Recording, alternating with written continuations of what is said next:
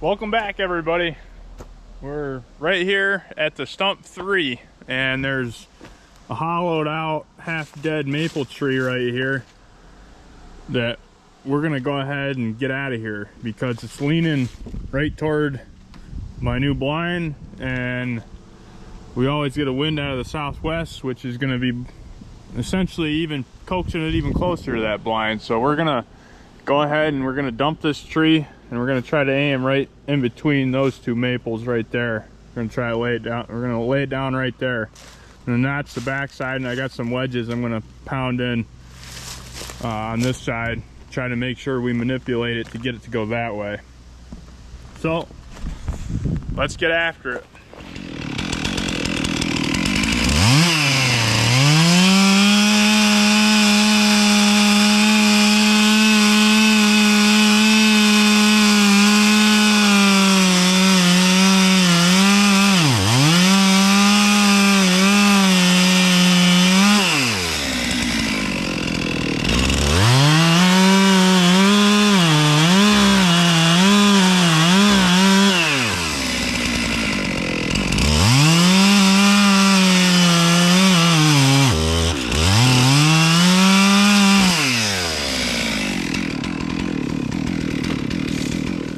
Well, my chainsaw's out of gas.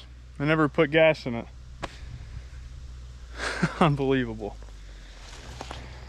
Okay, we're filled back up. I knocked that wedge out. Now we're just gonna cut a few slits in the side of the rotten tree, and we're gonna wedge it and try to push it that way. It's going the other way right now.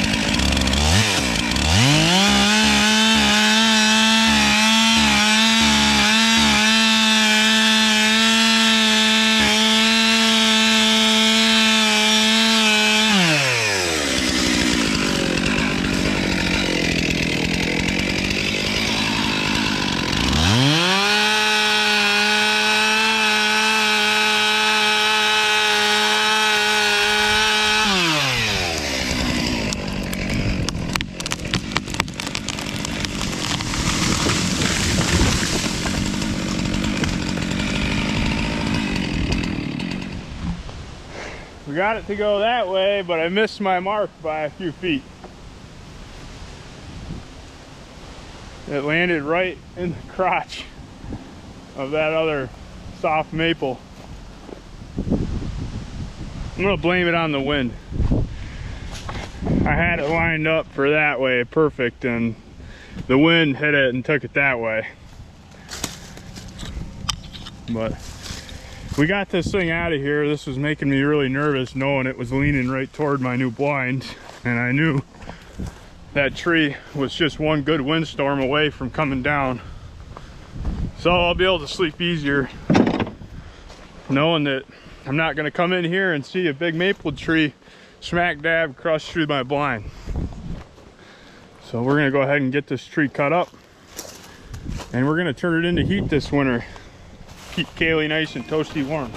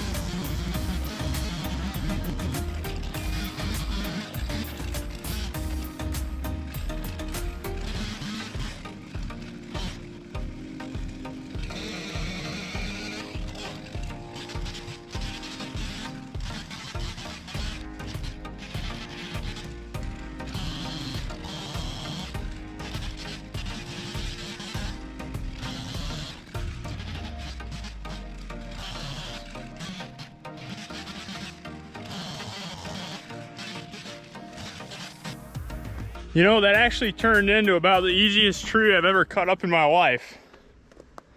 So I dropped it right in the split of that soft maple, and I would cut, you know, one side, you know, this end of it off. The other side would go down. I'd cut some of the tops off. This side would pop back down. I'd cut it off. It was like someone was taking a excavator, grabbing the piece of wood and just holding it there for me every single cut. I just ran out of fuel, but it's pretty crazy. It's like a teeter-totter. I'd cut this end, cut that end, cut this end, cut that end. Super easy. Worked out great. We gotta go get more gas for the saw. I should have just brought some with me, but we'll come back and get the rest of it cut up.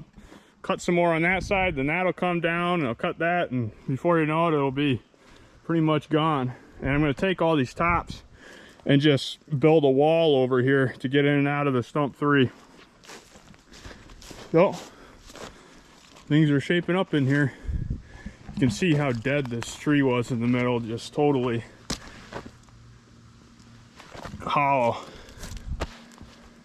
I could just see me showing up in here one day and that sucker just being right over that thing, and I'd be like, are you kidding me? Don't have to worry about it. Broke my freaking axe right there. We'll go get some more fuel, something to drink, and we'll get back after it.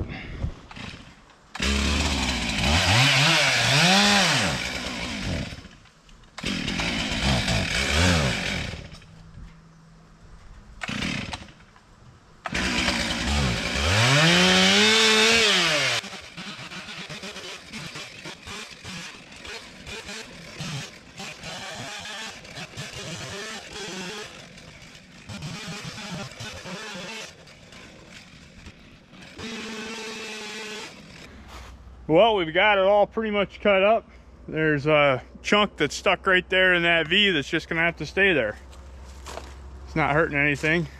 So we're gonna take all these tree tops and get a nice access screen into that blind over there with them, and these we're gonna split and stack up at the house for some heat. Keep this little girl warm this winter.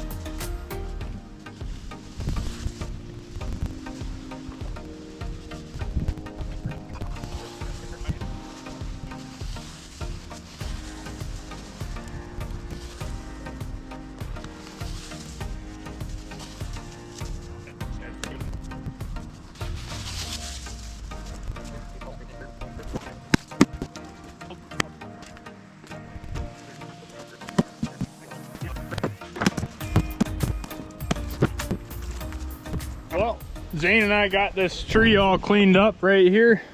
We got all the tops cleaned up, all the wood cut and split, and there's our screen. I'm gonna build it up a little bit more over on this side for my entrance in and out, but I'll be able to sneak right off the main trail right through the back and up into the Stump 3 and have a good line of sight of all this that I'm going to be planting to rye. So next step is to get all this kind of ate up a little bit with a rototiller and get some seed in the ground. Pretty excited about it. It's going to be a pretty awesome setup here.